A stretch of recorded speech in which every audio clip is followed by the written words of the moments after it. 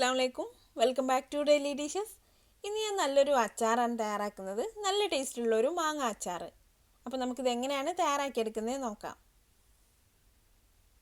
അപ്പോൾ ഞാൻ അച്ചാർ തയ്യാറാക്കാൻ വേണ്ടി 1 കിലോ പച്ചമാങ്ങ എടുത്തിട്ടുണ്ട്.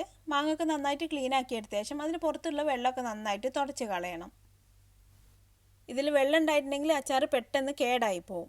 അപ്പോൾ വെള്ളമൊക്കെ നന്നായിട്ട് തുടച്ച് കളഞ്ഞ ശേഷം മാങ്ങ കുറച്ച് ചെറിയ പീസായിട്ട് കട്ട് ചെയ്തെടുക്കാം.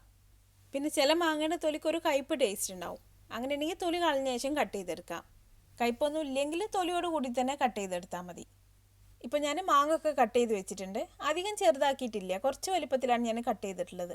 ഇനി നമുക്കിത് പെട്ടെന്ന് ഉപയോഗിക്കാനുള്ള അച്ചാറാണെങ്കിൽ കുറച്ച് ചെറുതായിട്ട് കട്ട് ചെയ്തെടുക്കാം. ഇതിലേക്ക് ഉപ്പും പുളിയൊക്കെ പെട്ടെന്ന് പിടിച്ച് കിട്ടാൻ നല്ലത്. ഇനി നമുക്ക് ഈ കട്ട് ചെയ്ത് വെച്ചിട്ടുള്ള മാങ്ങയിലേക്ക് കുറച്ച് ഉപ്പ് ചേർത്ത് കൊടുക്കാം. ഞാനിപ്പോൾ ഇതിലേക്ക് 2 ടേബിൾ സ്പൂൺ ഉപ്പ് ചേർത്തിട്ടുണ്ട്. ഇനി ഇത് നമുക്കൊരു സ്പൂൺ വെച്ചിട്ട് നന്നായിട്ടൊന്ന് മിക്സ് ചെയ്ത് കൊടുക്കാം. ഇപ്പോൾ ഞാൻ ഉപ്പെല്ലാം മാങ്ങയിൽ നന്നായിട്ട് മിക്സ് ചെയ്തെടുത്തിട്ടുണ്ട്. ഇനി നമുക്കിത് കുറച്ച് സമയം ഒന്ന് മാറ്റി വെക്കാം. കുറച്ച് സമയം ഒന്ന് ഇരുന്ന് കഴിയുമ്പോൾ ഈ മാങ്ങയിൽ നിന്നൊക്കെ നന്നായിട്ട് വെള്ളം ഇറങ്ങി വരും. ഇത് ഞാനിപ്പോൾ ഒരു 2 മണിക്കൂർ ഉപ്പ് മിക്സ് ചെയ്ത് വെച്ചിട്ടുണ്ടായിരുന്നു. ഇതിൽ നിന്നിപ്പോൾ നന്നായിട്ട് വെള്ളം ഇറങ്ങി വന്നിട്ടുണ്ട്. അപ്പോൾ 1 മണിക്കൂറെങ്കിലും ഇതുപോലെ ഉപ്പ് പുരട്ടി വെച്ചിട്ട് വേണം നമുക്ക് അച്ചാർ തയ്യാറാക്കാൻ. ഇനി നമുക്ക് അച്ചാർ തയ്യാറാക്കാം. അപ്പോൾ ഒരു പാത്രം ചൂടാവാനായിട്ട് വെച്ചിട്ടുണ്ട്. ഇതിലേക്കൊരു 1/2 കപ്പ് നല്ലെണ്ണ ചേർത്ത് കൊടുക്കാം. അച്ചാറൊക്കെ പെട്ടെന്ന് കേടാവാതിരിക്കാനും അതുപോലെ അച്ചാറിന് നല്ലൊരു ടേസ്റ്റിനൊക്കെ നല്ലത് നല്ലെണ്ണയാണ്. ഇനി നല്ലെണ്ണ ഇല്ലെങ്കിൽ നമുക്ക് വെളിച്ചെണ്ണ അല്ലെങ്കിൽ സൺഫ്ലവർ ഓയിലൊക്കെ എടുക്കാം. ഇപ്പോൾ എണ്ണ നന്നായിട്ട് ചൂടായി വന്നിട്ടുണ്ട്. ഇനി ഇതിലേക്ക് 1 ടീസ്പൂൺ കടുക് ചേർത്ത് കൊടുക്കാം. കടുക് നന്നായിട്ടൊന്ന് പൊട്ടി വന്നതിലേക്ക് 1/2 ടീസ്പൂൺ ഉലുവ ചേർത്ത് കൊടുക്കാം. ഇനി ഉലുവ ഒന്ന് പൊട്ടി തുടങ്ങിയതിലേക്ക് വെളുത്തുള്ളി ചേർത്ത് കൊടുക്കാം. ഞാനിപ്പോൾ 2 വലിയ വെളുത്തുള്ളി മുഴുവൻ എടുത്തിട്ടുണ്ട്. ഇതിപ്പോൾ വലിയ വെളുത്തുള്ളി ആയതുകൊണ്ട് ഞാൻ വെളുത്തുള്ളി ഒന്ന് കട്ട് ചെയ്തിട്ട് ചേർത്തിട്ടുണ്ട്. ചെറിയ വെളുത്തുള്ളി ആണെങ്കിൽ കട്ട് ചെയ്യണമെന്നില്ല കേട്ടോ. പിന്നെ ഒരു 1/4 കപ്പോളം ഇഞ്ചി ചെറുതായിട്ട് കട്ട് ചെയ്ത് ചേർത്ത് കൊടുക്കാം. പിന്നെ ഒരു 3-4 പച്ചമുളക് ചേർക്കാം. പിന്നെ കുറച്ച് കറിവേപ്പില. ഇനി നമുക്കിതിൻ്റെ എല്ലാവരും പച്ചമണം മാറി വരുന്നവരെ ഒന്ന് വഴറ്റിയെടുക്കാം. വെളുത്തുള്ളിൻ്റെ കളറ് മാറേണ്ട ആവശ്യമൊന്നുമില്ല. ഒന്ന് വഴറ്റിയെടുത്തിട്ട് ഇതിൻ്റെ മണമൊക്കെ ഒന്ന് മാറി വന്നാൽ പിന്നെ ഇതിലേക്ക് നമുക്ക് പൊടികളൊക്കെ ചേർത്ത് കൊടുക്കാം. ഇപ്പോൾ ഇതെല്ലാം ഒന്ന് വഴന്ന് വന്നിട്ടുണ്ട്. ഇനി തീ നന്നായിട്ട് കുറച്ച് വെച്ചിട്ട് ഈ പാത്രത്തിൻ്റെ ചൂടൊന്ന് കുറയാനായിട്ട് വെക്കാം. നല്ല ചൂടോട് കൂടിയിട്ട് നമ്മൾ ഇതിലേക്ക് മസാലപ്പൊടികളൊക്കെ ചേർത്ത് കൊടുത്തിട്ടുണ്ടെങ്കിൽ പെട്ടെന്ന് കരിഞ്ഞു പോകും. അപ്പോൾ പാത്രത്തിൻ്റെ ചൂട് കുറച്ചൊന്ന് കുറഞ്ഞു വന്നിട്ട് നമുക്ക് ഇതിലേക്ക് പൊടികളൊക്കെ ചേർത്ത് കൊടുക്കാം.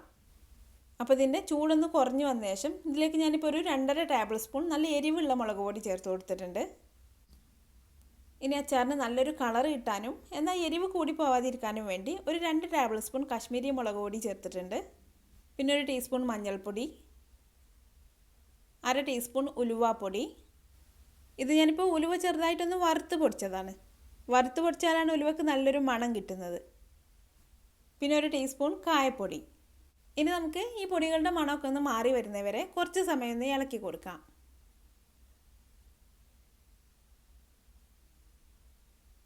ഇപ്പോൾ പൊടികളൊക്കെ ഒന്ന് മൂത്ത് വന്നിട്ടുണ്ട്. ഇനി ഇതിലേക്ക് ഒരു 1/4 കപ്പ് വിനാഗിരി ചേർത്ത് കൊടുക്കാം.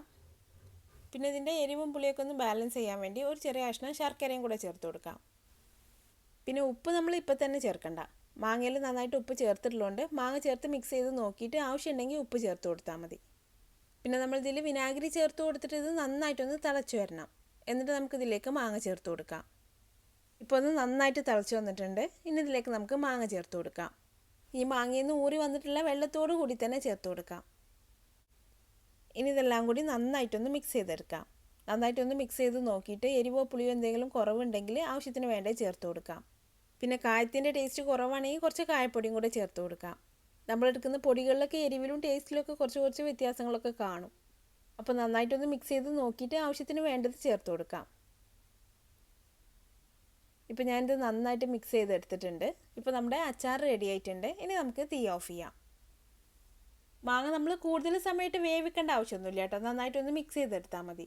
കൂടുതൽ വെന്ത് പോയിട്ടുണ്ടെങ്കിൽ മാങ്ങ ഒക്കെ പെട്ടെന്ന് ഉടഞ്ഞു പോകും. ഇനി നമുക്ക് ഈ അച്ചാർ നന്നായിട്ടൊന്ന് ചൂടാറി വന്ന ശേഷം വെള്ളമൊക്കെ കളഞ്ഞ് നന്നായിട്ട് ഉണക്കിയെടുത്തുള്ളൊരു കുപ്പിയിലാക്കി എടുത്ത് വെക്കാം. എന്നിട്ട് കുറച്ച് ദിവസം ഒന്ന് ഇരുന്ന് കഴിഞ്ഞാൽ അച്ചാർ നല്ല പാകമായിട്ട് വരും. അച്ചാർ നമ്മൾ എടുക്കാൻ തുടങ്ങിയാൽ പിന്നെ അത് ഫ്രിഡ്ജിൽ വെച്ച് കൊടുക്കണം. അല്ലെങ്കിൽ ചിലപ്പോൾ അത് പെട്ടെന്ന് കേടായി പോവും. പിന്നെ നമ്മൾ അച്ചാർ ഇട്ട് വെച്ചിട്ട് ഇത് പെട്ടെന്ന് തന്നെ എടുക്കാൻ തുടങ്ങരുത്. കുറഞ്ഞത് ഒരാഴ്ചയെങ്കിലും വെച്ചിട്ട് വേണം നമ്മളിത് എടുക്കാൻ തുടങ്ങാൻ. എന്നാലേ അച്ചാറൊക്കെ നന്നായിട്ടൊന്ന് പാകമാക്കിയിട്ടുള്ളൂ. അപ്പോൾ നിങ്ങൾ ഇതുപോലെ ഒന്ന് അച്ചാർ തയ്യാറാക്കി നോക്കിയിട്ട് അഭിപ്രായം എന്നെ കമൻറ്റിലൂടെ അറിയിക്കാൻ മറക്കരുത്. നിങ്ങൾക്ക് എൻ്റെ വീഡിയോ ഇഷ്ടമായാൽ ലൈക്ക് ചെയ്യാനും ഷെയർ ചെയ്യാനും കമൻറ്റ് ചെയ്യാനൊന്നും മറക്കരുത്. പിന്നെ ഇതുപോലെ ഈസി ആയിട്ടുള്ള റെസിപ്പികൾക്കായി ഈ ചാനൽ ഒന്ന് സബ്സ്ക്രൈബ് ചെയ്തേക്കണേ. അപ്പോൾ അടുത്ത നല്ലൊരു റെസിപ്പി ആയിട്ട് വീണ്ടും കാണാം. Thanks for watching this video.